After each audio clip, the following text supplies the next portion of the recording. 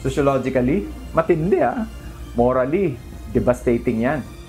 Hindi lang ngayon kundi matagal na sa kasaysayan ng Pilipinas ang katiwalian o mga pagnanakaw na nangyayari sa pamahalaan. Ayon sa sociologist na si Professor Jerry Lanuza ng University of the Philippines, Diliman, hindi lamang ito mula sa mga nakaraang administrasyon, kundi mula pa sa panahon ng kolonisasyon. Kaya kung hindi maayos ang sistema, ang garapalang katiwalian ay magdadala ng malalim na epekto sa moralidad ng mga mamamayan. Dahil bawat buwis na binabayaran, umaasa aniya ang bawat Pilipino na ito ay magiging tulay, kalsada o anumang proyekto na mapakikinabangan. Devastating yun sa mamamayan. I think nawawalan ng trust.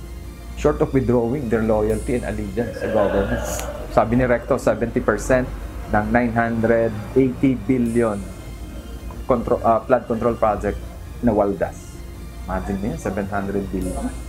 Saan mo sana nagamit yun? MRT, LRT, mas public transport system sana, pabrika para magkatrabaho yung mga tao. Bukod dito sa malaking halaga na napupunta lang sa bulsa ng mga mapagsamantala, malaking bagay na sana ito ayon kay Lanuza para sa mga paaralan o universidad gaya ng UP na taon-taon ay binabawasan ang budget para sa edukasyon ng mga kabataang Pilipino. Dismayado rin siya sa nangyayari dahil ang perang kanyang pinagpaguran ay napunta sa mga proyektong palpak o kaya naman sa mga di umano'y bulsa ng iilang walang pakialam sa paghihirap ng taong bayan. Ano to? Hindi ko malaman kasi galit na hindi ka makatiis, na gusto mong mag-exact ng punishment, retribution sa mga gumawa ng ganitong kalokohan. Una kasi, ang laki ng tax ko Alam mo yun, yung payslip mo, darating sa'yo, bawas. Tapos monthly yan, walang patid.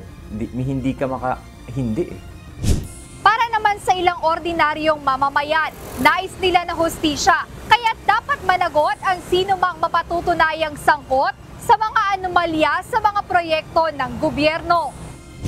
Kailangan may managot talaga. Bawat isa, kung sino man may mga kagagawan dyan na mga politiko o politician, or kung hindi, kahit hindi politician, managot sila at may makulong dapat.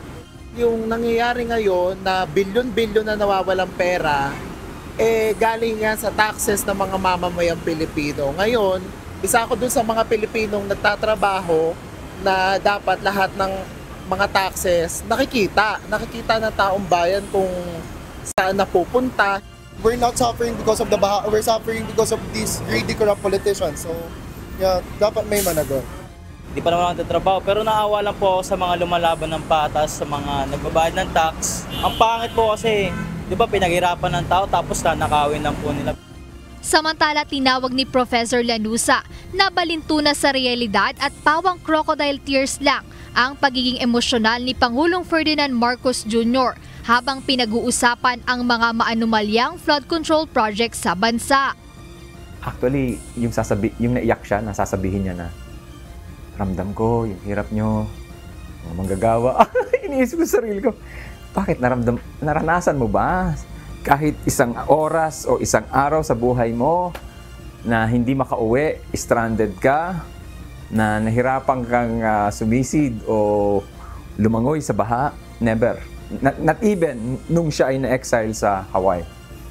Spoon-fed yan Dagdag pa niya na sa pananaw ng isang sociologist, hindi matatapos ang problema ng korupsyon hanggat walang napaparusahan. Patunay lang din ito na ang mga taong hindi natututo mula sa mga pagkakamali ng nakaraan ay tiyak na uulit-ulit lang sa mga katiwaliang ito. Gayunpaman, mayroon pa ring ilang umaasa na kakayanin pa ring magbago ng sistema, lalo na't nakikita ang pagkilos ng pamahalaan sa pangunguna ng Pangulo na mapanagot ang mga tiwaling opisyal. Jedne Resina, UNTV News and Rescue. Diyos ang aming sandigan, serbisyo publikong aming pinahahalagahan.